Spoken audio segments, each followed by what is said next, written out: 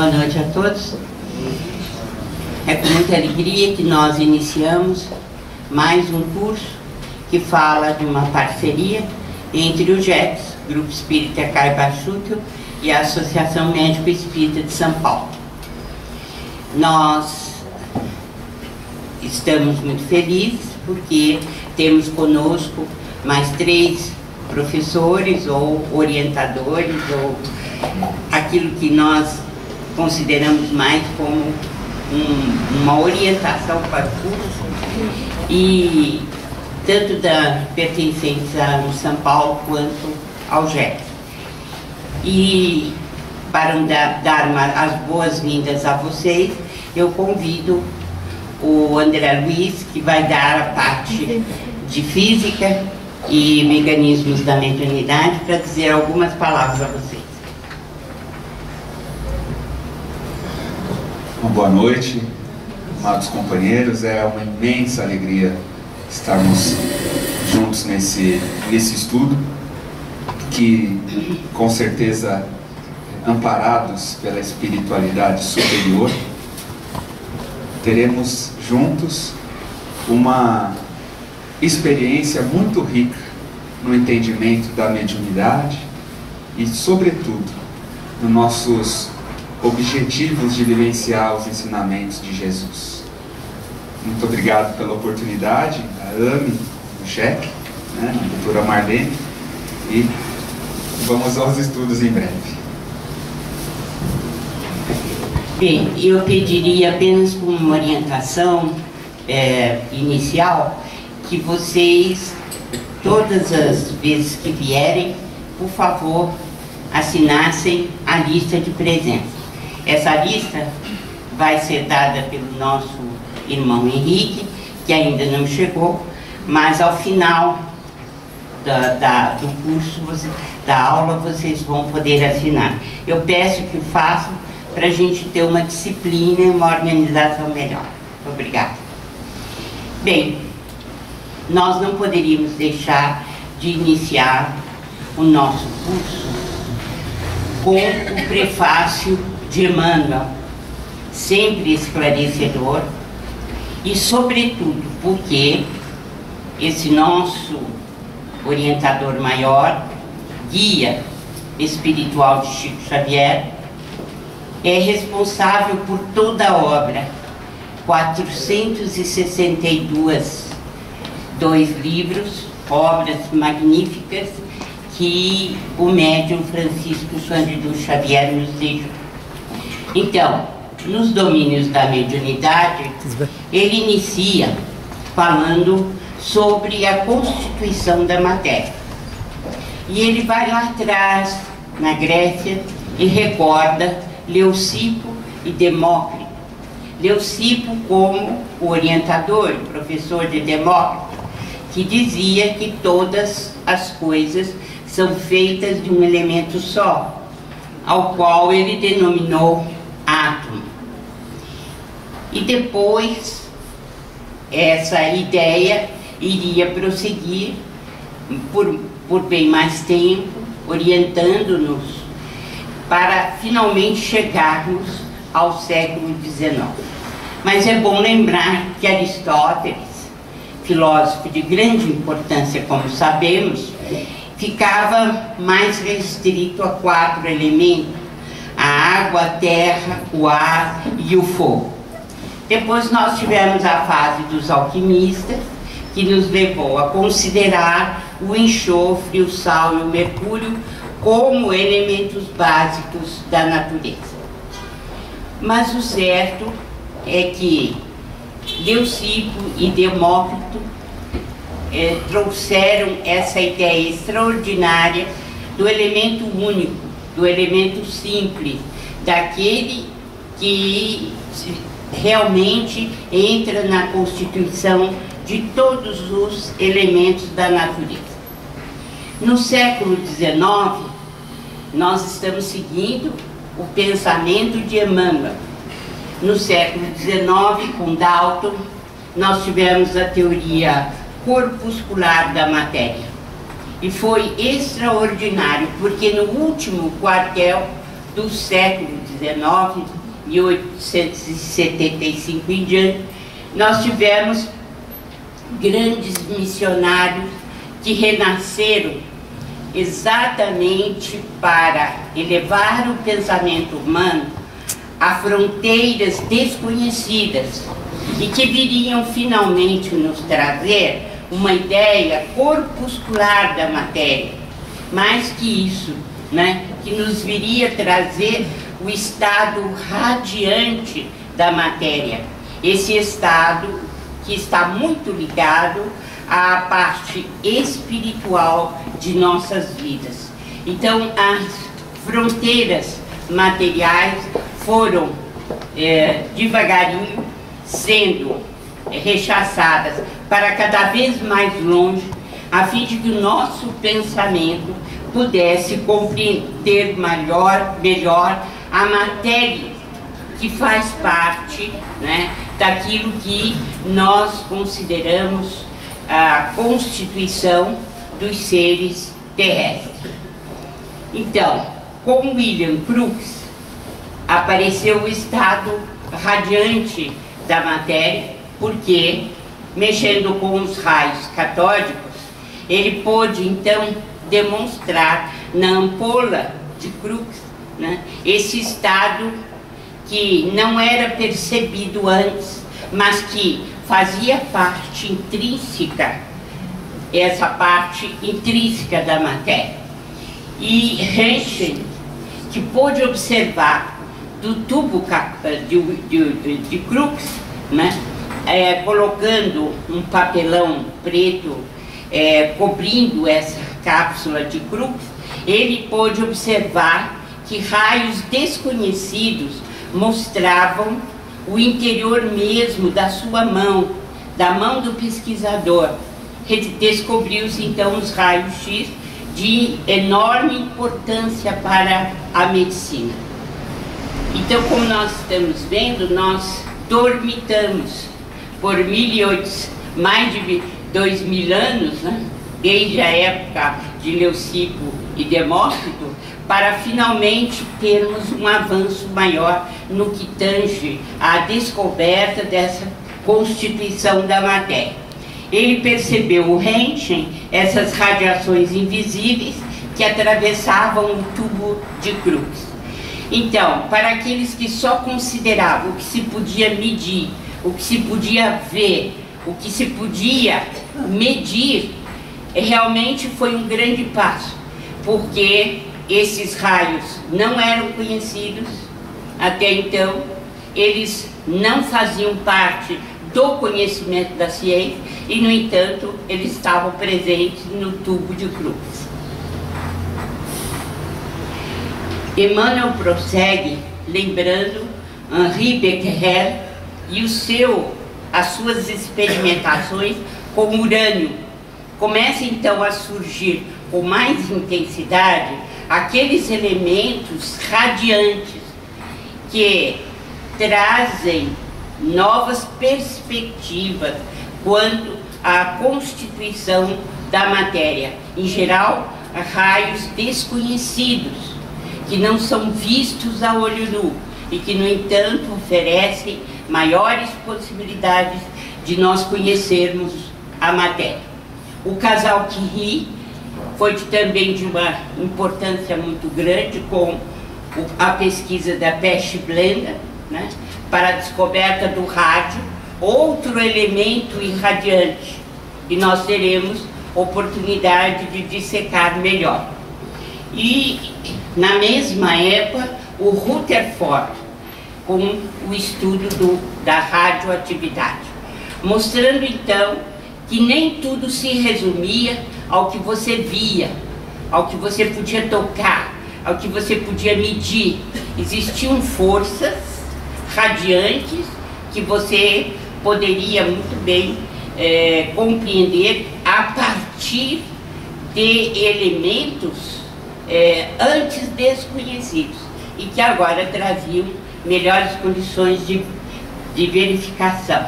Então foi nesse último quartel do século XIX, de 1870 em diante, é que nós tivemos o grande desenvolvimento dessas forças radiantes da matéria antes desconhecidas.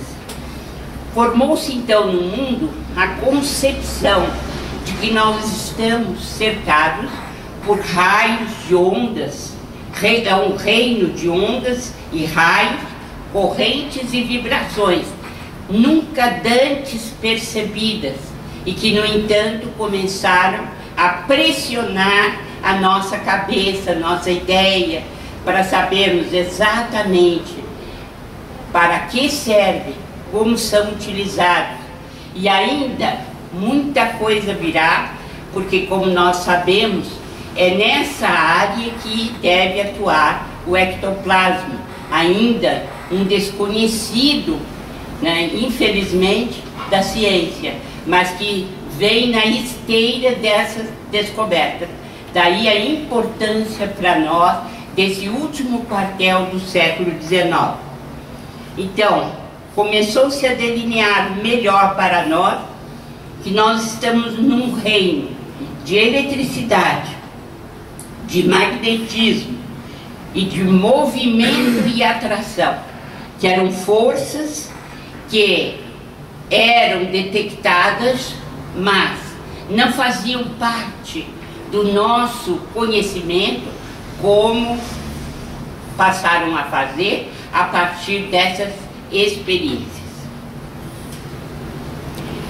Ainda do prefácio de Emmanuel, ele nos fala que o estudo dos raios cósmicos trazem-nos ideias fantásticas já daquilo que nós ainda iremos encontrar.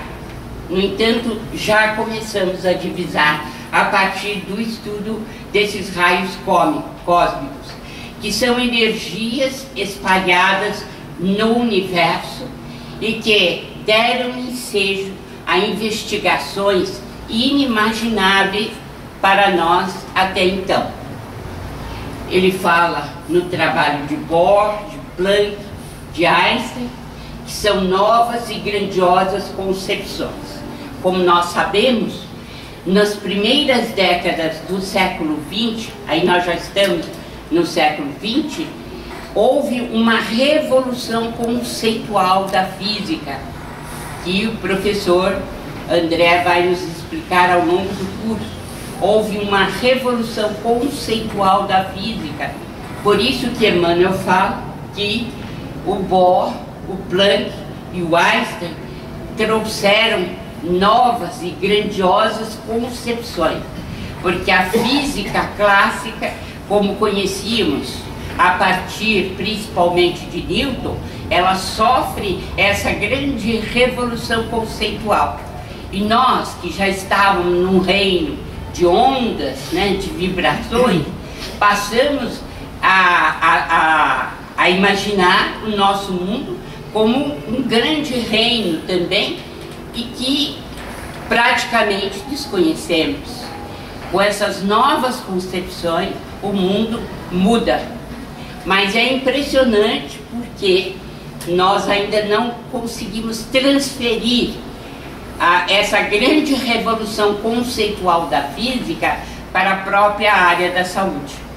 Nós ainda estamos com concepções da física clássica. É por isso mesmo que a medicina vai ter que sofrer, a saúde vai ter que sofrer uma grande transformação também conceitual, a fim de que a física, que ilumina todas as outras concepções científicas, a física possa trazer para a saúde essa revolução necessária para avançarmos do ponto de vista do progresso médico.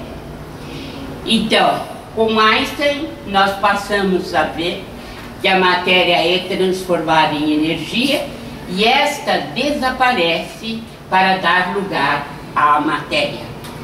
Uma das concepções impressionantes que mudou, né, a partir desse conceito de Einstein. E a partir daí, quanta revolução não tivemos dentro do que conhecemos como matéria. E aqui eu gostaria de chamar a atenção de vocês para os dizeres de Emmanuel, que são muito importantes. Químicos e físicos, geômetras e matemáticos, erguidos à condição de investigadores da verdade, são hoje, sem o desejarem, sacerdotes do Espírito, porque, como consequência de seus porfiados estudos, o materialismo e o ateísmo serão compelidos a desaparecer por falta de matéria, e a que lhes assegurava as especulações negativistas. Então, quando Einstein diz que matéria e energia são equivalentes, ele é um sacerdote do espírito, como diz Emmanuel, né? Porque a matéria começa a desaparecer para mostrar que o materialismo não tem a base dos seus defensores. Nós estamos então num mundo onde raios, ondas, médiuns e mentes estão constantemente se entrechocando ou se dentro de uma equivalência muito grande em sintonias e dessintonias. Desde o elétron aos gigantes astronômicos da tela cósmica, tudo constitui reservas das energias de Deus que usamos em nosso proveito, por permissão dele, de sorte a promovermos com firmeza nossa própria elevação à sua majestade sublime.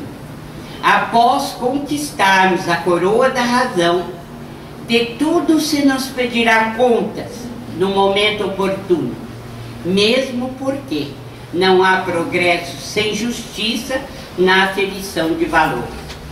Esta frase é de Druso, e no livro Ação e Reação. Mas eu achei muito oportuno trazer aqui, porque vem confirmar aquilo que Emmanuel coloca. Nós vivemos num mundo de vibrações, mas quem coloca tudo isso à nossa disposição é Deus. E a Ele nós precisamos prestar contas. O nosso veículo sutil, que é o perispírito, tanto quanto o corpo de carne, é criação mental no caminho evolutivo, tecido com recursos tomados transitoriamente por nós mesmos aos celeiros do universo. Tudo é trabalho da mente no espaço e no tempo. Guardem bem isso. Tudo é trabalho da mente no espaço e no tempo, a valer-se de milhares de formas, a fim de purificar-se e santificar-se para a glória divina. Essa é uma expressão de Clarence em Entre a Terra e o Céu. Não apenas essas duas citações mostram que os benfeitores espirituais estão afinados, estão dizendo a mesma linguagem, mas também chamando-nos a atenção para o fato de que a mente é a produtora de tudo, é aquilo que é capaz de gerar o bem ou o mal em nossas vidas. Então, no prefácio nós ainda temos, diz Emmanuel, os laboratórios são templos da inteligência, aí é concitada ao serviço de Deus. E é nesse sentido que nós trabalhamos dentro das associações médico-espíritas. Devemos fazer ciência para Deus, porque os laboratórios são templos divinos, onde nós aprendemos a constituição do universo e a nossa própria constituição. No entanto, se a nossa produção não estiver de acordo com a lei divina, ela será negativa do ponto de vista espiritual. Então, mesmo aí Emmanuel falando, mesmo quando se perverte nas guerras, né, permanece o progresso da ciência como conquista divina. E realmente o progresso da humanidade se dá, né, numa ciência trabalhando em períodos permanentes de guerra, infelizmente. Importância cada vez maior nós vamos dar ao intercâmbio espiritual. Até o presente momento, nós ainda não sabemos aproveitar, né, as informações e as revelações do mundo maior. A consciência fica retida entre as forças e fluidos, entre as forças da nossa mente e os fluidos que permanentemente estão ao redor desse fulcro do espírito ou dessa mente. Esse é o livro que nós estamos estudando juntamente com mecanismos da mediunidade, né? E que Emmanuel, com justa razão, fala que André Luiz nos traz uma linguagem importante nesse livro, que é saber que a nossa viagem, né, que recomeça no berço, termina no túmulo e recomeça no berço, essa viagem deve ter um destino útil. E é André Luiz quem nos fala dessa grande romagem nossa pela Terra e que nós devemos aproveitar, principalmente usando os instrumentos das forças, não apenas as nossas forças, mas aquelas que nos rodeiam em favor do progresso espiritual. E ele diz mais, que André Luiz vem nos mostrar que todos somos médiuns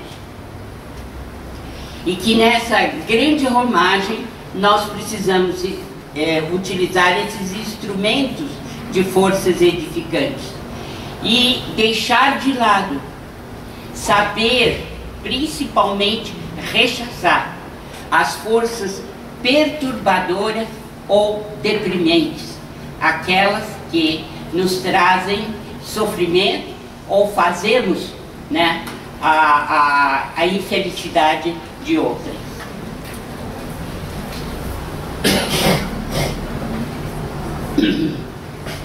Emmanuel faz uma predição dizendo que dos templos da ciência vão se irradiar as equações matemáticas. E é muito bonito isso. Ele diz que a ciência vai progredir. Quando os laboratórios forem templos, a ciência vai expandir a ideia de Deus, do Espírito, através de equações matemáticas perfeitas que eles descobrirão. Outra coisa que Emmanuel fala é que André Luiz começa a analisar de uma outra forma, né, a questão dos céus para a terra. E comumente nós utilizamos, né, nós estudamos a mediunidade da terra para os céus.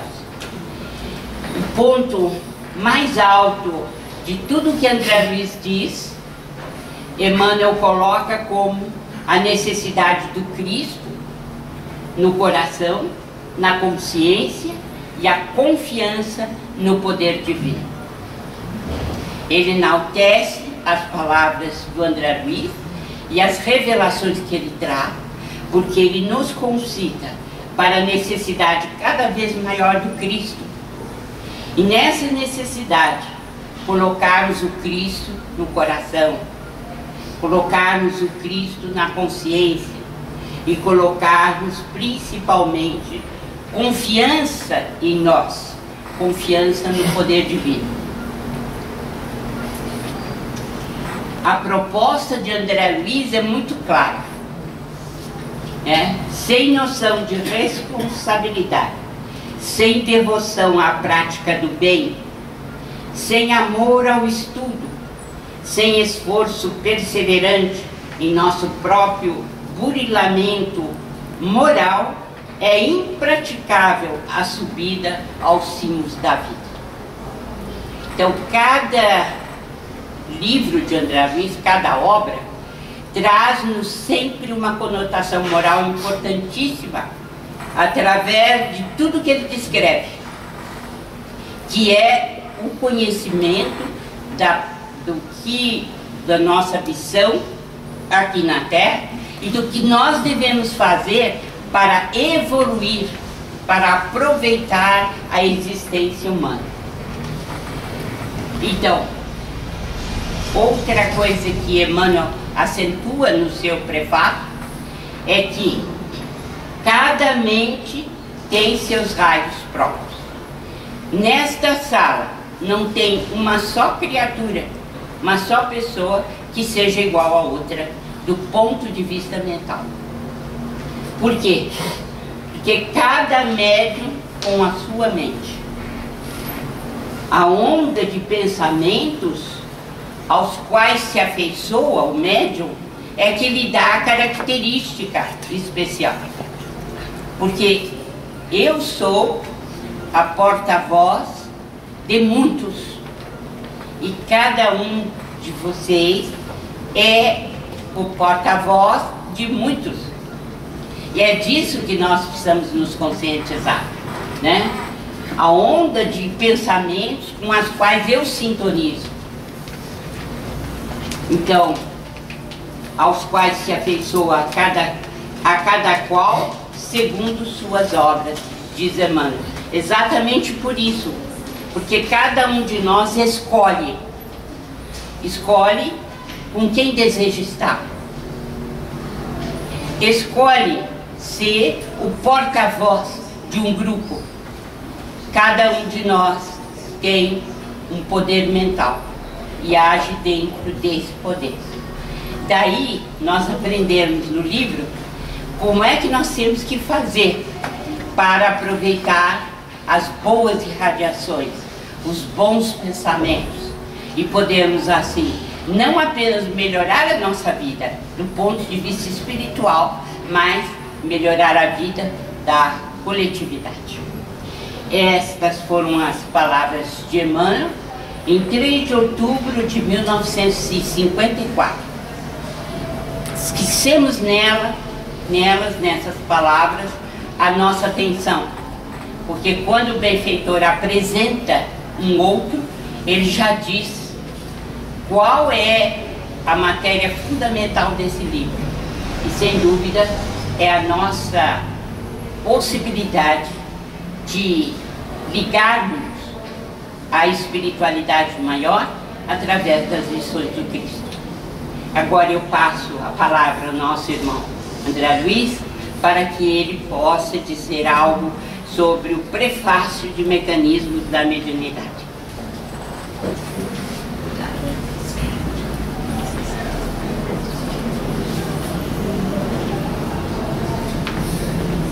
Exatamente 5 anos depois deste prefácio, em agosto de 59, Emmanuel e André Luiz fazem o prefácio do livro Mecanismos da Mediunidade. O prefácio de Emmanuel, ele vem intitulado com o tema mediunidade. E ele apresenta para nós que a mediunidade esteve presente e está presente em todos os tempos. Então ele cita alguns exemplos, como Sócrates, que discípulos de Sócrates referem-se com admiração e respeito ao amigo invisível que o acompanhava constantemente. Ilustra em Roma, no templo de Minerva, aspectos mediúnicos que ocorriam, mas que a mediunidade atinge culminâncias com a vinda de Jesus. E Emmanuel aqui apresenta, cita alguns momentos da mediunidade de Jesus, que foi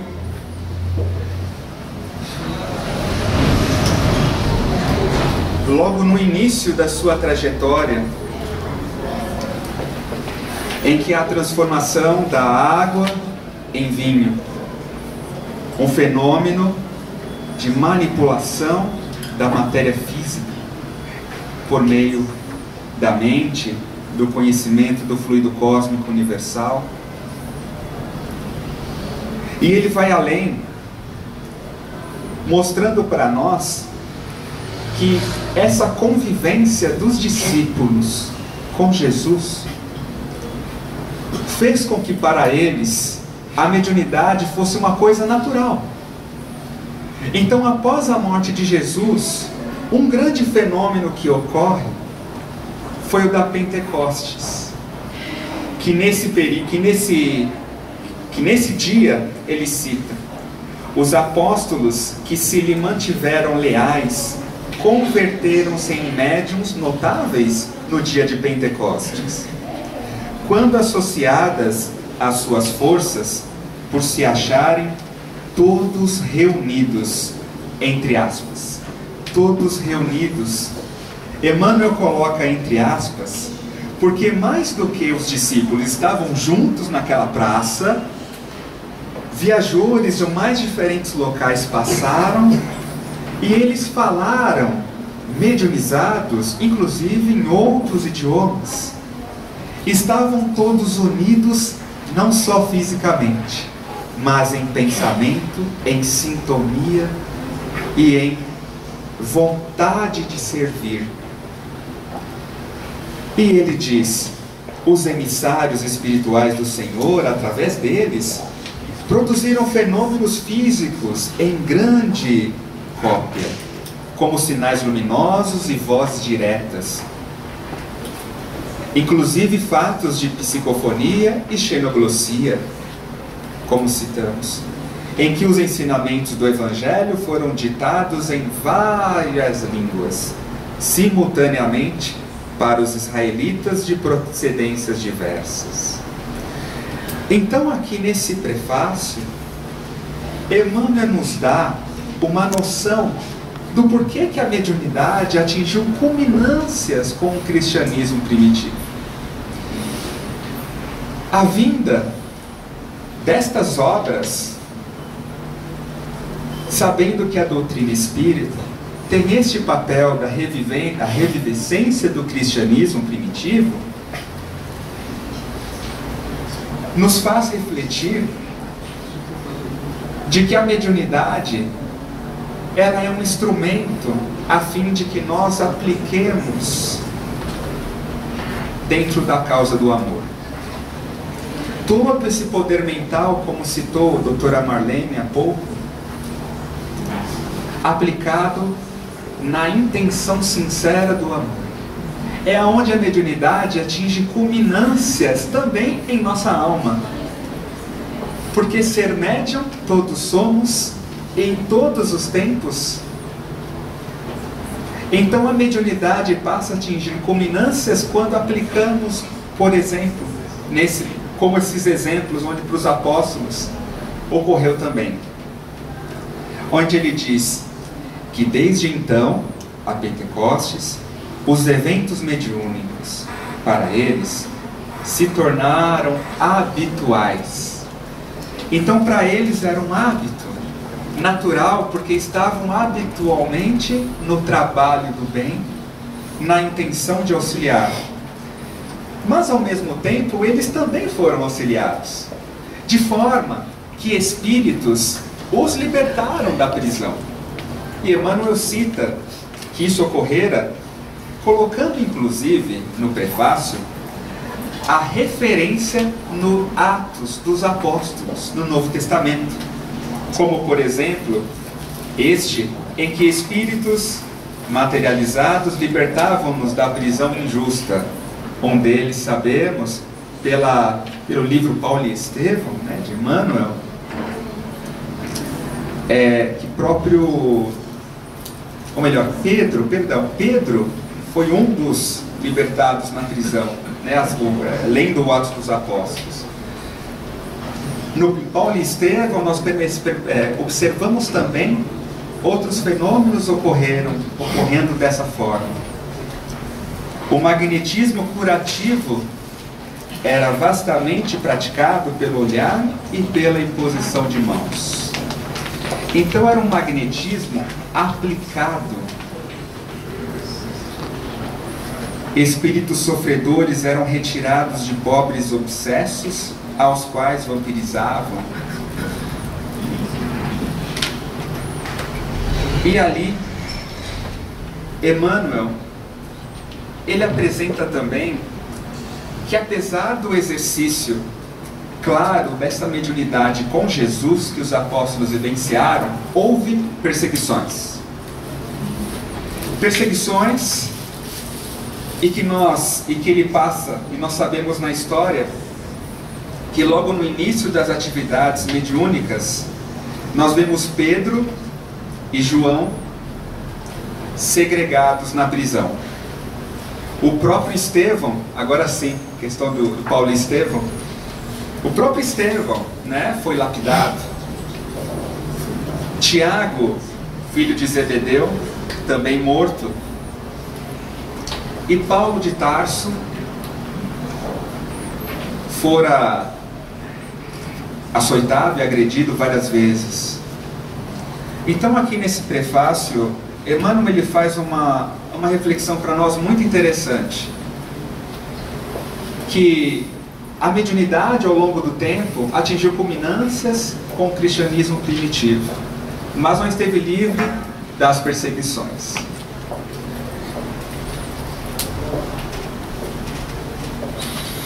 No prefácio de André Luiz, eu vou adiantar um pouco e já volto.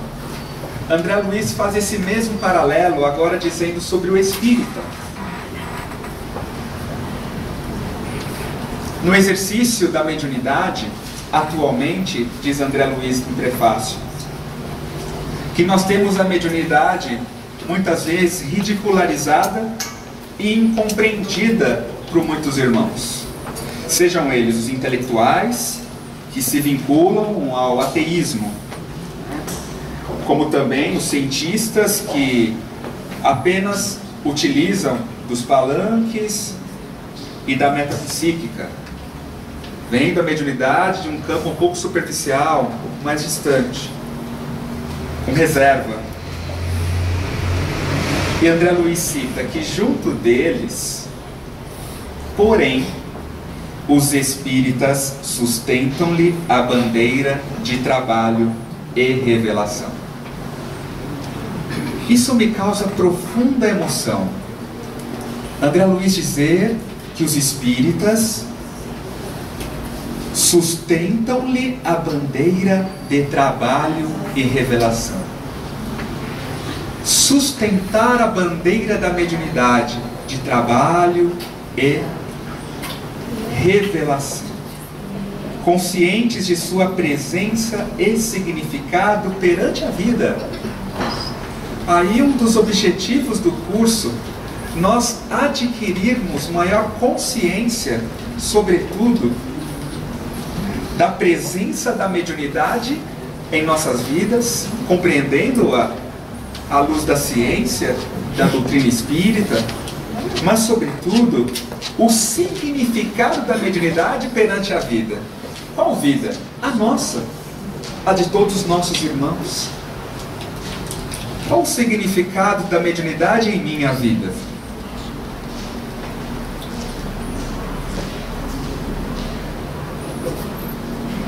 É muito sério essas palavras de André Luiz.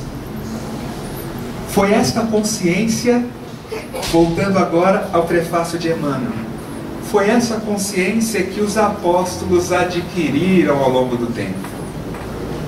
A consciência do real significado da mediunidade na vida deles. para o que eles vieram realizar na Terra, na encarnação.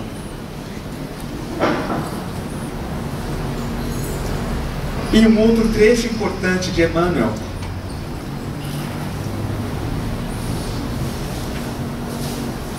Em nosso campo de ação, temos livros que consolam e restauram. Em nosso campo de ação, na doutrina ou em todas as áreas, nós vamos ter livros que consolam e restauram. Livros que medicam e alimentam. Tanto quanto aqueles que propõem e concluem, argumentam e esclarecem. Nesse critério, surpreendemos aqui um livro que estuda. Assim Emmanuel apresenta os mecanismos da mediunidade. Um livro que estuda. Por que um livro que estuda? Porque nesse livro, André Luiz utiliza do conhecimento que a ciência já havia adquirido, ali até 1959, pouco antes, para nos esclarecer sobre quais são os mecanismos internos, nós, da mediunidade, como ocorrem, como se dá. Para isso ele lança mão dos conhecimentos da física naquele tempo, ilustrando por meio de uma didática, fazendo um paralelo do que aprendemos na física quântica, na física clássica, na eletricidade, no magnetismo, a explicação de como ocorre esse magnetismo em nós, sendo médiums. A irradiação de ondas mento-eletromagnéticas, a formação dos átomos mentais. Então, nesse sentido, ele realmente é um livro que estuda. E qual o objetivo? Para adquirirmos e fortalecermos esta consciência do significado da mediunidade em minha vida. Isso, eu peço licença para colocar uma dedução minha nesse sentido, por ter sido tocado por essas palavras de André Luiz. Realmente, aí André Luiz inicia o prefácio com o título Ante a Mediunidade. Então, após dizer que os espíritas também passam por essas perseguições, e que principalmente alguns, eles citam, alguns acham que o espírita está pretendendo unir ciência com religião no seu exercício da mediunidade. E aí ele coloca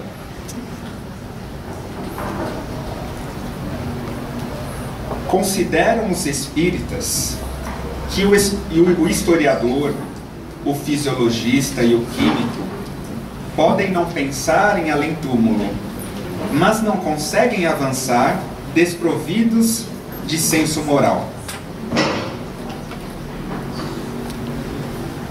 Os espíritas, se caminham atentos à mensagem das esferas espirituais, isso não quer dizer se enquistem na visão de mundos etéreos para enternecimento beatífico e esterilizante, mas para se fazerem elementos úteis na edificação do mundo melhor.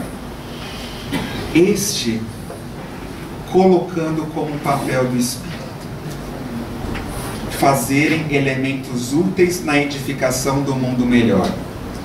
Então a mediunidade, André Luiz coloca, no caso, pensando no espírito, a mediunidade ela tem um papel como um uso de ferramenta para auxiliar na edificação do mundo melhor.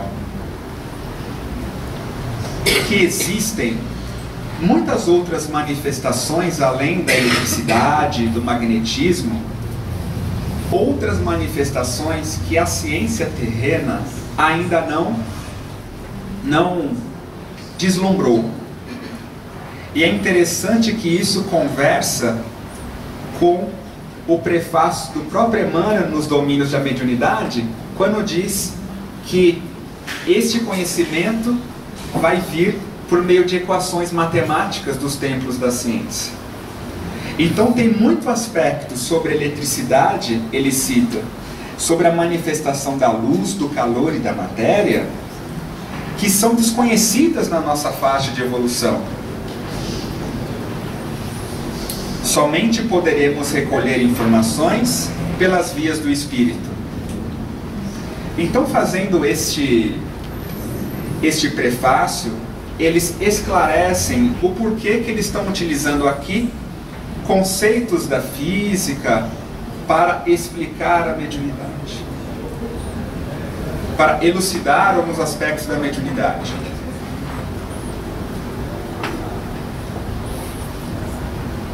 Prevenindo qualquer observação da crítica construtiva, lealmente declaramos haver recorrido a diversos trabalhos de divulgação científica no mundo contemporâneo, para tornar a substância espírita deste livro mais seguramente compreendida. Mas que, apesar de utilizar da ciência terrena, ele cita que a nossa ciência terrena, descobertas na física, elas são transitórias, porque muitas vezes o que descobre-se hoje, daqui a um tempo, a teoria é mais compreendida e aquilo que foi descoberto fica um pouco ultrapassado. Como ocorreu com a ciência newtoniana, ela foi atualizada junto à teoria da relatividade. O conhecimento sobre o átomo, a partir de Dalton, foi atualizado com os estudos de Rutherford, né, ou de Bohr. Então, mesmo assim, ele coloca que está usando conceitos da física aqui, mas o que era conhecido até aquela época, para explicar para nós como ocorre a mediunidade, para a gente não ficar preso nesse aspecto, porque hoje existem mais descobertas da física e que podem ser úteis para compreendermos também melhor os mecanismos da mediunidade, embora não esteja presente nesta obra ainda, por ter sido escrito em 1959. Então ele também, André Luiz e a equipe, tiveram a humildade de colocar que eles não estão escrevendo um tratado no sentido, um tratado rígido e que está tudo certo, ou melhor, que é isso e acabou. Eles colocam que é um livro de estudo e que a ciência evolui e com certeza nos auxiliará a compreender melhor ainda mais a mediunidade. Ao longo do curso também citaremos por isso alguns conceitos, como o próprio emaranhamento quântico, que não está aqui, mas poderá nos auxiliar. Algumas teorias também que nasceram após a existência do livro, mas que se enquadram totalmente em algumas palavras de André Luiz aqui também. E aí André Luiz finaliza colocando para nós: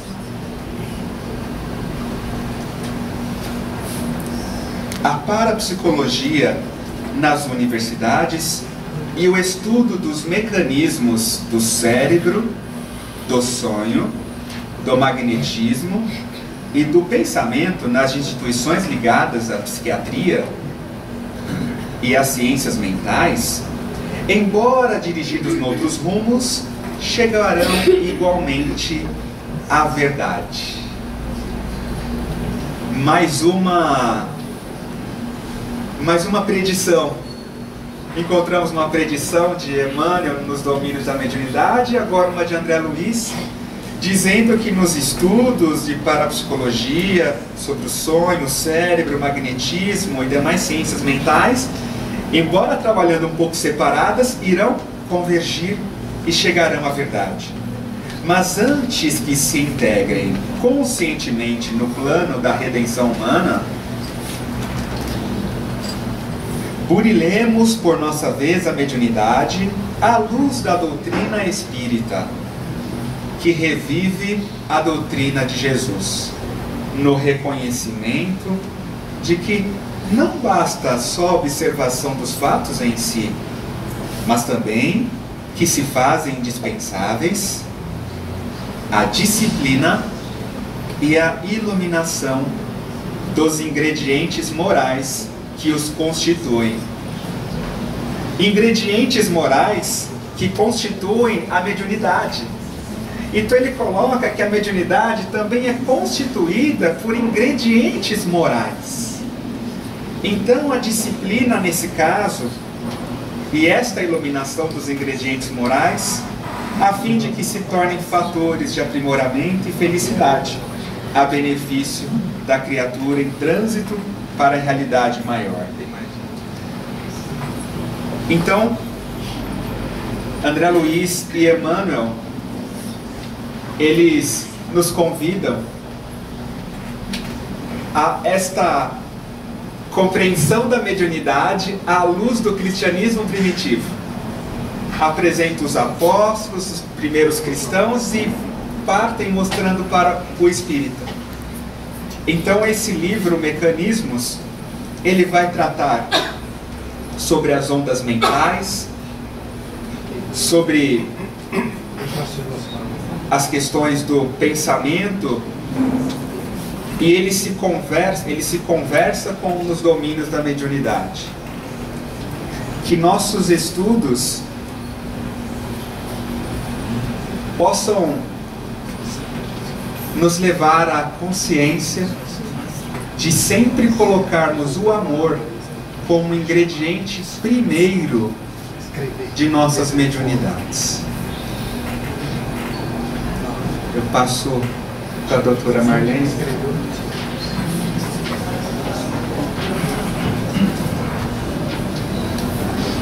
Então essa é a primeira aula nossa, né? Comentando o prefácio nos domínios e comentando os dois prefácios de Mecanismos. Nós vamos ter tempo para a revisão, então vocês podem anotar as dúvidas que tenham, podem ser colocadas, nós vamos dar tempo para isso, né? Para as perguntas e respostas.